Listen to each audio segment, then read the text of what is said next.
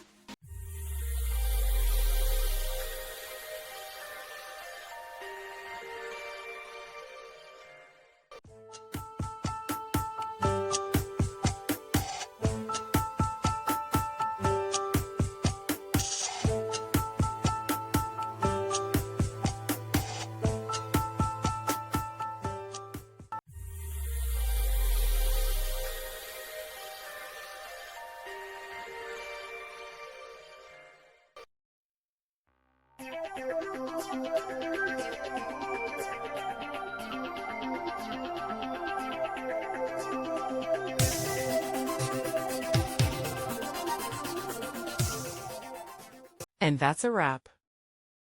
I hope you found the answer you were looking for. If you did, take a second to hit that subscribe button. It really helps out. And let me know in the comments which solution worked best for you. See you next time in the debug zone.